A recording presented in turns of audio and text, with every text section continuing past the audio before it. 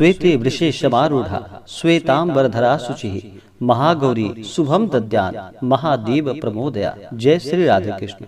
आप सभी का हमारे YouTube चैनल पे बहुत बहुत स्वागत है। आइए आज सुनते हैं नवरात्रि अष्टमी तिथि के दिन महागौरी माता की कथा। नवरात्रि के 8वें दिन माता नव दुर्गा देवी के 8वें स्वरूप माता महागौरी का पूजन किया जाता है। जो भी भक्त सच्ची श्रद्धा के साथ नियम और निष्ठा के साथ अष्टमी तिथि के दिन माता महागौरी का पूजन करते हैं, अष्टमी तिथि का व्रत रखते हैं, कथा श्रवण करते हैं, नवरात्रि का व्रत करते हैं, माता की कृपा से उनके सभी दुख और कष्ट दूर हो जाते हैं तथा सुख और समृद्धि की प्राप्ति होती है। माता महागौरी अपने भक्तों की सदैव रक्षा करने वाली हैं। जो भी बुरे कर्म करने वाले हैं उन्हें दंड देते हैं और माता जो भी अच्छे कर्म करने वाले हैं माता उनकी सदैव रक्षा करती है और अंत में मोक्ष को प्रदान कर पूर्व जन्म के भय को भी दूर कर देती है। नवरात्रि के व्रत में माता दुर्गा के 9 स्वरूपों का 9 दिनों तक पूजन किया जाता है।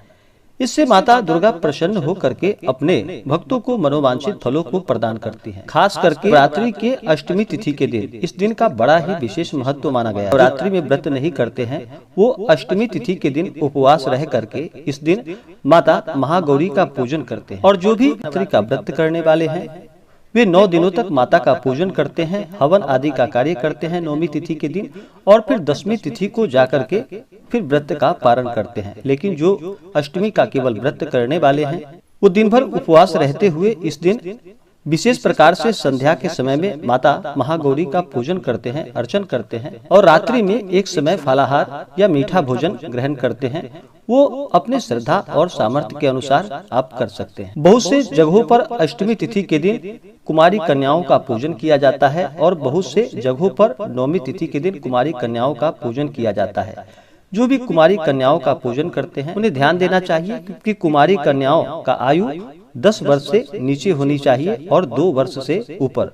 इन कन्याओं का विशेष प्रकार से पूजन करना चाहिए। उन्हें चुनरी आदि अर्पित करनी चाहिए, दान दक्षिणा फल आदि उन्हें प्रदान करने चाहिए और उन्हें भोजन कराना चाहिए। जो भी कन्याओं का पूजन करते हैं कन्याकुमारी का उन्हें माता दुर्गा की असीम कृपा प्राप्त होती है। नवरात्रि के दौरान कुमारी कन्याएं माता का स्वरूप मानी जाती हैं और माता का स्वरूप मान करके ही कुमारी कन्याओं का अष्टमी तिथि के दिन या 9वीं तिथि के दिन पूरे विधि विधान के साथ पूजन किया जाता है।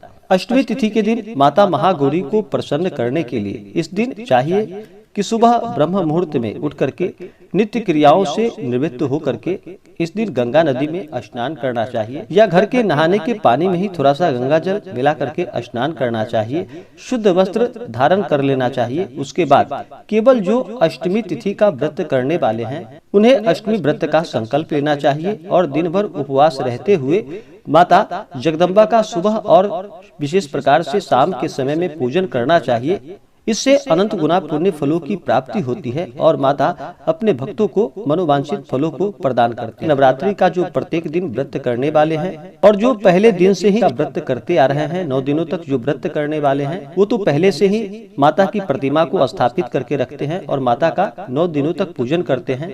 लेकिन जो अष्टमी तिथि को ही केवल व्रत करने वाले हैं उन्हें चाहिए कि इस दिन एक चौकी लगा करके चौकी पे लाल वस्त्र बिछा करके वहाँ पर माता जगदम्बा का, माता दुर्गा का फोटो या प्रतिमा रख करके पूरे विधि विधान के साथ पूजन करना चाहिए। नवरात्रि के अष्टमी तिथि के दिन माता महागौरी का पूजन किया जाता है तो माता महागौरी को प्रसन्न करने के लिए इनका जल से अभिषेक करे, पंचामृत से अभिषेक करे, माता को शुद्ध गंगा जल से उनका अभिषेक करे। महागौरी माता को सफेद वस्त्र अति प्रिय है तो सफेद वस्त्र माता को चढ़ाए या माता जगदम्बा को आप लाल वस्त्र अर्पित कर सकते हैं। उसके बाद फिर माता को अक्षत, चंदन, पुष्पों की माला अर्पित करे। महाअष्टमी तिथि के दिन इस दिन विशेष प्रकार से माता का श्रृंगार किया जाता है और अनेक प्रकार के फल 56 प्रकार के भोग भी माता को अर्पित की जाती है। तो इस दिन माता को हल्दी, चंदन, कुमकुम माता महागौरी को अर्पित करे। महिलाएं माता महागौरी को सिंदूर चढ़ाए और पुरुष माता महागौरी को चंदन अर्पित करे।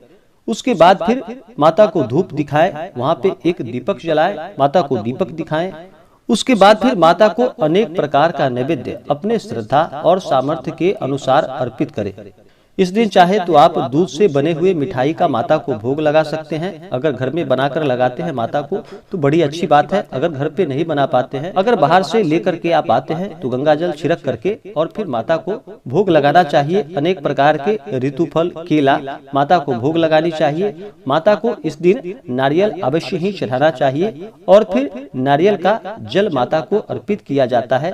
तो बहुत से जगहों पर अगर अष्टमी तिथि को नारियल फोड़ते होंगे तो अष्टमी तिथि को फोड़ेंगे, नहीं तो अगर नवमी तिथि को नारियल फोड़ते होंगे तो नवमी तिथि को भी आप फोड़ सकते हैं। माता को नारियल का जल अर्पित किया जाता है।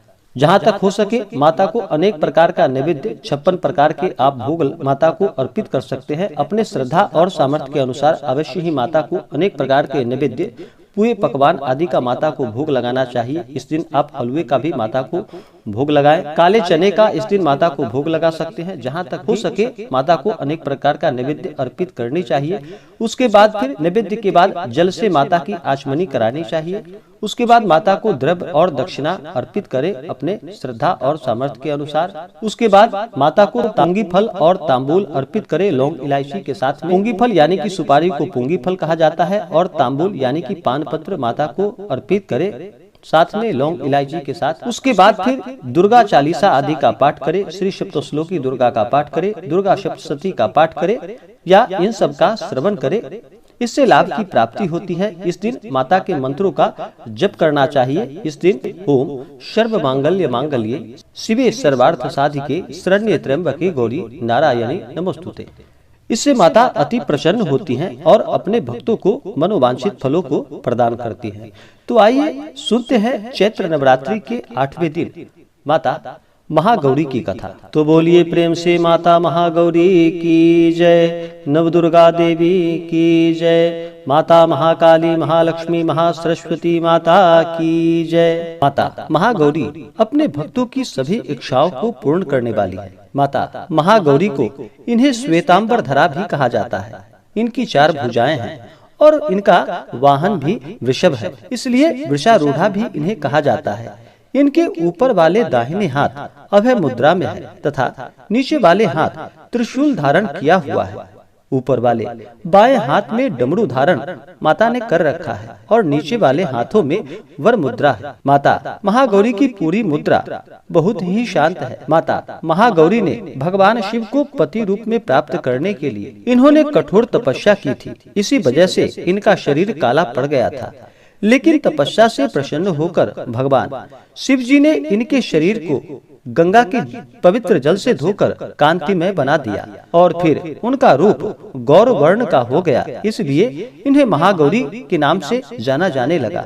ये अमोघ फलदायिनी है और इनकी पूजा से भक्तों के सभी प्रकार के कष्ट दुख दूर हो जाते हैं और पूर्व संचित पाप भी नष्ट हो जाते हैं। माता महागौरी का पूजन, अर्चन, उपासना, आराधना बड़ा ही कल्याणकारी माना गया है। इनकी कृपा से अलौकिक सिद्धियों की प्राप्ति होती है और माता अपने सभी भक्तों की इच्छाओं को पूर्ण करती है। तो बोलिए प्रेम से माता महागौरी की जय। इसी प्रकार से जो भी सच्ची श्रद्धा के साथ माता महागौरी का पूजन करते हैं, व्रत को रखते हैं, कथा श्रवण करते हैं, दुर्गा चालीसा सप्तश्लोकी दुर्गा का पाठ करते हैं, माता इससे अति प्रसन्न होती है और अपने भक्तों को मनोवांछित फलों को प्रदान करती है। चैत्र नवरात्रि के दौरान जो भी जातक व्रत करते हैं, व्रत के दौरान नियमों का पालन करना चाहिए। इन 9 दिनों के दौरान शुद्ध और सात्विकता का पालन करना चाहिए। इन दिनों ब्रह्मचर्य का पालन करना चाहिए। किसी के ऊपर बिल्कुल भी क्रोध नहीं करनी चाहिए। अपने मन में किसी के प्रति ईर्ष्या या द्वेष का भाव नहीं लाना चाहिए। अपने से बड़ों का सदा ही आदर और सम्मान करना चाहिए। महिलाओं का सदा ही सम्मान करना चाहिए। उनका कभी भी अपमान नहीं करना चाहिए। जहाँ तक हो सके धर्म का कार्य, दान पुण्यों का कार्य करना चाहिए। गरीबों को भोजन करानी चाहिए। ब्राह्मणों को भोजन कराना चाहिए। कन्या कुमारी का पूजन करना चाहिए। इससे माता अति प्रसन्न होती है और अपने भक्तों को मनोवांछित फलों को प्रदान करती है। इसी प्रकार से जो भी सच्ची श्रद्धा के साथ नियम और निष्ठा के साथ रात्रि का व्रत करते हैं, कथा श्रवण करते हैं, माता उनके सभी इच्छाओं को पूर्ण करती है। तो बोलिए प्रेम से दुर्गा माता की जय। तो आशा करता हूँ कि यह जानकारी आपको अच्छा लगा हो। ऐसे ही ज्ञानवर्धक जानकारियाँ प्राप्त करने के लिए हमारे इस चैनल को लाल बटन दबा करके सब्सक्राइब करें, साथ में बेल आइकन घंटी दबाएं ताकि मेरे वीडियो का नोटिफिकेशन आपके पास सबसे पहले पहुंचे। वीडियो को लाइक और अपने मित्रों तथा दोस्तों के साथ शेयर करें। सुखी रहें और स्वस्थ रहें। जय श्री राधे कृष्ण। धन्यवाद।